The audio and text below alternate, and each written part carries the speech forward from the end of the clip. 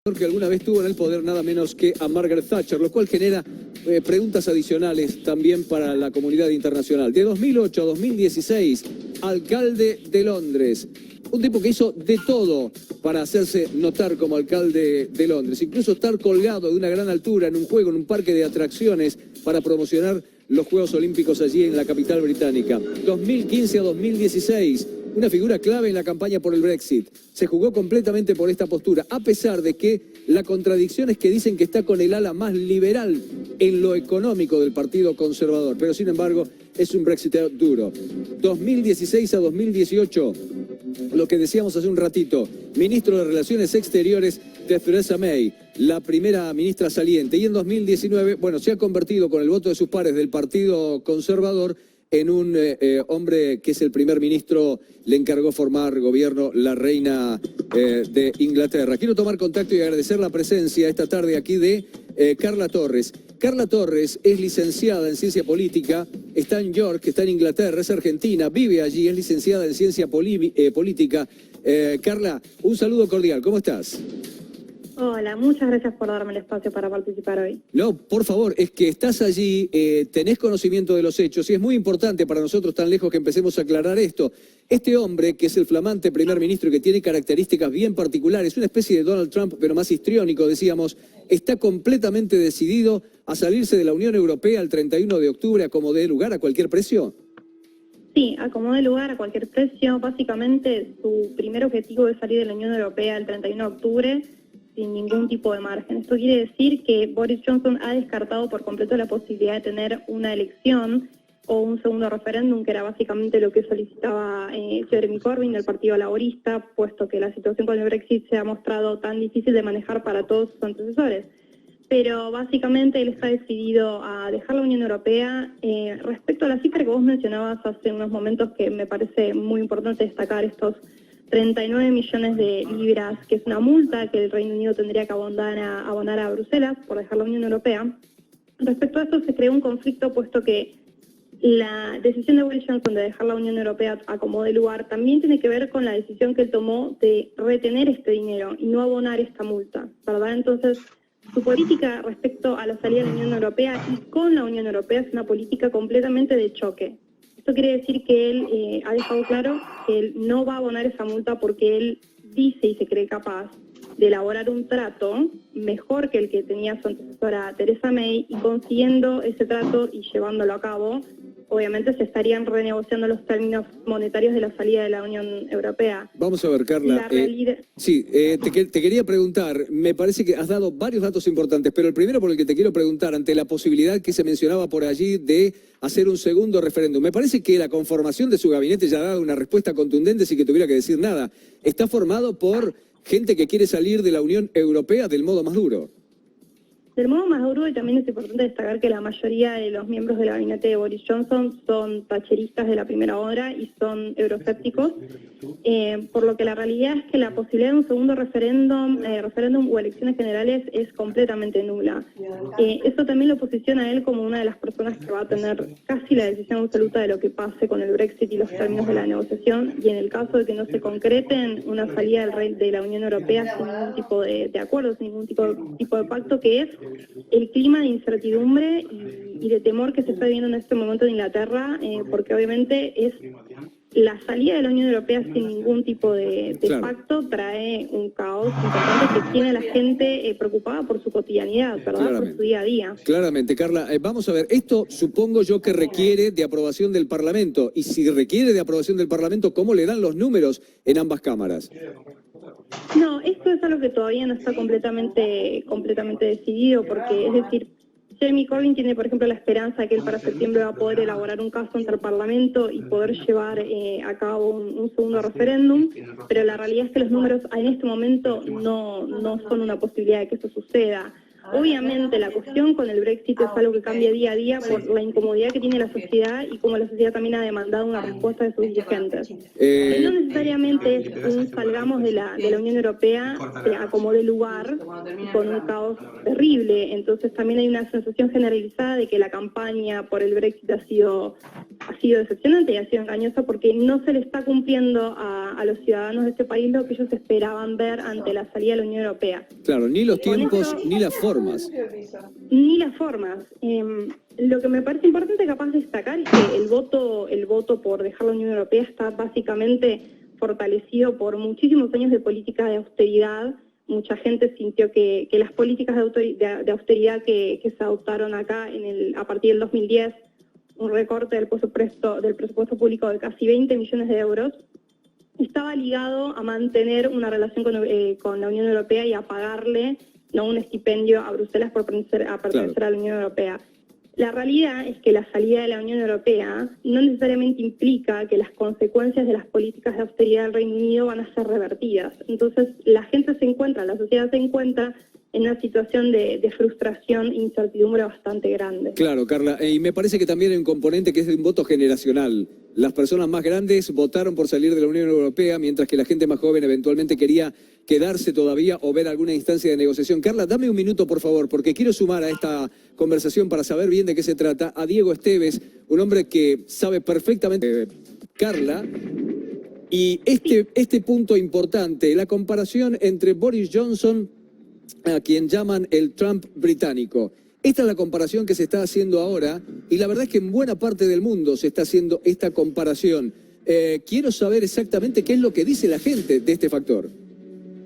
Sí, bueno, es una comparación bastante natural, más que nada por los modos, y volviendo un poco a lo que estaba sucediendo con la salida de la Unión Europea, tiene que ver la manera en que el nuevo primer ministro decidió confrontar directamente con la Unión Europea y un poco lo que mencionaba Diego hace un momento respecto a la frontera con Irlanda, que es uno de los puntos más calientes del Brexit. La salida de la Unión Europea sin ningún tipo de acuerdo complica el pacto del 98 y las fronteras entre las Irlandas, y la realidad es que Boris Johnson dijo, bueno, salimos y después vemos. Para él no es una prioridad solucionar lo que está ocurriendo con las fronteras. Él tiene la decisión, por supuesto, completamente tomada de abandonar la Unión Europea y no parecería importarle las consecuencias. Esto es porque él ha construido un discurso... Atención, la imagen que tenemos en el aire, perdón Carla, la imagen que tenemos en el aire no es la que corresponde con el tema de Boris Johnson. Ahora sí estamos volviendo, teníamos la imagen del fiscal Müller para aclarárselo al público, un tema técnico que tuvimos aquí. Sí, Carla, perdón por la interrupción. No, por favor, no hay problema. Entonces, bueno, esto me parece que es algo muy trumpiano, ¿no? Verdaderamente llevar la confrontación al límite, creyendo que la confrontación en sí va a crear nuevas oportunidades. Boris Johnson ha construido un discurso en el que él trata de demostrarle a la gente que el Brexit es un camino hacia una nueva Inglaterra, una nueva oportunidad, pero la realidad es que Inglaterra enfrenta grandes posibilidades de enfrentarse a una recesión. Y por otro lado, el acuerdo con Donald Trump es un acuerdo de libre comercio que él trata de establecer, pero que por supuesto hasta que eso no sea algo necesariamente firme, la realidad es que Inglaterra se encuentra a la deriva. Claro. Carla, brevemente en este punto, porque tengo otra pregunta para hacerle a Diego ya dentro del terreno económico. Mencionaste varios puntos importantes recién. El primero, Irlanda. Quiero preguntarte por el tema de Irlanda y un dicho que ha marcado el primer ministro allí, el primer ministro irlandés. El entusiasmo no puede sustituir a la política y menos a la política europea. Y como si nos faltaran elementos, Escocia, que empieza a hablar con Boris Johnson, primero para ver si hay una alternativa para que ellos sí puedan seguir en Europa, porque ellos quieren masivamente seguir en Europa, y segundo, volver a hacer un referéndum para ver si obtienen la independencia. Más complejo, imposible. Imposible, totalmente. Yo creo que esto, por supuesto, fortalece el reclamo independentista de Escocia, pero por el otro lado, un poco volviendo a lo que decías, le trae grandes problemas a Irlanda. Mira, una de las cosas que sucedió esta semana es que al posicionamiento de Boris Johnson de, bueno, la prioridad es salir de la Unión Europea, después resolvemos qué es lo que pasa con Irlanda, inclusive hasta mencionó, hizo alusión de que él no es algo que le quita el sueño abolir las fronteras blandas entre Irlanda del Norte y Irlanda del Sur, y el ministro de Asuntos Exteriores lo acusó de estar liderando un enfrentamiento político de mayor tenor entre Reino Unido y la Unión Europea, diciendo que eso, por supuesto, es inaceptable. Así como esto fortalece el reclamo independentista en Escocia, por ejemplo, complica muchísimo la dependencia de las Irlandas, luego del pacto del 98, como decían Diego, y también, por ejemplo, es una cuestión que tiene a maltraer a las Islas Malvinas en Argentina, ¿verdad? Porque El costo de las islas está subvencionado en parte por la Unión Europea, y eso es algo que, bueno, que va a ser algo que las Islas Malvinas lo va a perder. Buen punto. Entonces, porque la cuestión... Sí. La cuestión es que el Brexit va a favorecer ciertos actores internacionales y va a debilitar otros. Y creo que el primer ministro va a tender a jugar un poco con eso, por supuesto, a su favor. Vamos a ver, Carla, te dejo planteada una pregunta porque tengo que ir a Diego Esteves por algo bien específico que tiene que ver con la economía, pero está plagado de sectores, entre comillas, thatcherianos, que responderían al ideario de Margaret Thatcher, y entonces a nosotros eso nos importa mucho, porque tiene que ver, como bien mencionabas, con las Islas Malvinas. Dame, Carla, por favor, dame un segundo, Diego. Quedaba planteada la pregunta, hay mucho componente thatcheriano, por lo menos los analistas creen ver mucho componente thatcheriano en esa parte del Partido Conservador que está dominando, y eso remite claramente al tema Malvinas. Tenemos una dicotomía allí. Boris Johnson tiene una buena relación, una muy buena relación con Mauricio Macri, del tiempo en que se conocían como ambos alcaldes de cada una de sus ciudades. Y en términos generales, el presidente ha mantenido buena relación también con Theresa May, pero por el otro lado este componente thatcheriano puede generar algunas preguntas. Sí, por supuesto. Yo creo que el componente thatcheriano se puede observar más que nada, primero y antes que la cuestión de las Malvinas, se puede observar en que la mayoría de los dirigentes y de las personas que conforman su gabinete son personas que comparten, que estuvieron de acuerdo en implementar políticas de austeridad en el Reino Unido a partir del 2010, ¿no? Y esto obviamente empezó con John Major, siguió con Tony Blair, corta un poco el esquema Gordon Brown, pero después tenemos a Theresa May, por supuesto, liderando de vuelta las políticas de austeridad, y ella supuso en su momento que el fin de la política de austeridad, que fue declarada hace muy poco en el Reino Unido, iba a concluir en un acuerdo para salir de la Unión Europea, ¿verdad? Entonces, cuando hablamos de componente thatcheriano, es necesario en realidad pensarlo en términos de cómo ellos manejan su economía y su política, y tiene que ver con la austeridad que, según las Naciones Unidas, reportado el 22 de mayo de este año, dejó un saldo de 14 millones de personas viviendo en la pobreza en este país, de los cuales 3 millones son niños. Respecto al tema de las Islas Malvinas, yo creo que obviamente la relación bilateral de la Argentina, o más que nada el presidente Macri con Theresa May y con Boris Johnson, es una relación buena. La cuestión que tiene que ver con Malvinas en realidad se remite más al costo de mantener las islas, ¿verdad?, para el Reino Unido. Y ese costo estuvo en parte subvencionado y está en parte subvencionado por un programa de la Unión Europea. La pregunta sería qué va a suceder cuando esos fondos ya no estén, claro, cómo se va a afrontar el costo del mantenimiento de las islas, y eso, por supuesto, en cualquier caso, podría fortalecer el reclamo de soberanía que la Argentina tiene con las Islas Malvinas. Bien, Carla, dame un minuto, le pido un minuto también a Diego, enseguida quiero ir a Diego con otra pregunta, pero, a ver, el componente thatcheriano en las declaraciones de Boris Johnson no está, porque la señora Thatcher era sumamente dura, sumamente estricta, manejaba con puño de hierro su partido, pero no hacía este tipo de declaraciones a las que Boris Johnson sí parece ser afecto. Primera, la aportación de China a la cultura universal es virtualmente nula. Caramba, es primer ministro de Gran Bretaña, lo dijo en el pasado claramente, pero bueno, él nunca pensó que podía llegar a ser primer ministro de Gran Bretaña. Es más probable que encontremos a Elvis en la luna o que yo me reencarne en un olivo que yo llegue a ser primer ministro. Los que le decían, y un modo de explicarlo bastante sui generis. Estaría más contento si a los puestos de trabajo en Londres se los dieran a gente nacida en el Reino Unido. Atención, porque él está pidiendo un proyecto para una ley migratoria. Cuidado con este punto, que dice que sería bastante inspirada en la de Australia. Vamos a ver ese componente enseguida. Nigel Farage me parece un tipo encantador.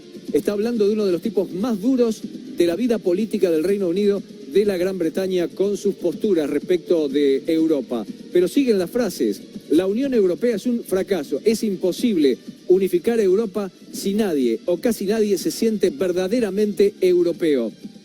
No es el único dirigente en Europa que piensa esto, ¿eh? Atención con este punto, porque no es el único dirigente. Sobre Obama y su rechazo al Brexit. ¿Qué tiene de extraño que un hombre de origen keniata sienta una antipatía ancestral por el Reino Unido? ¿Más alineado con Donald Trump y los sectores más cercanos a Donald Trump? Imposible. Y son solo algunas de las frases de un total de unas 10 que hemos seleccionado y que hemos dado a conocer recién. Vamos a ver.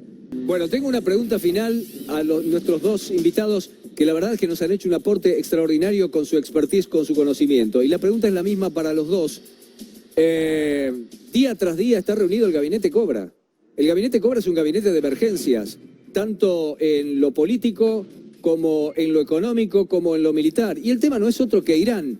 Carla, ¿qué tipo de manejo prevés en Boris Johnson sobre esta crisis tan severa que incluso ha hecho que naves de guerra británicas estén acompañando a los buques que estén por el estrecho de Hormuz? Me parece que la reacción del primer ministro va a ser exactamente algo parecido con lo que está lidiando para confrontar a la Unión Europea. Me parece que sus estrategias son siempre de choque, no hay necesariamente una cuestión diplomática en el medio, por lo que yo creo que esto puede llegar a escalar. Entiendo que no necesariamente sea la prioridad de esta administración que escale, porque obviamente el Brexit es algo que en este momento está ocupando todos los frentes. Pero creo que no necesariamente su fuerte es la diplomacia para estas cuestiones, y me parece que ahí tenemos un futuro problema. Sí.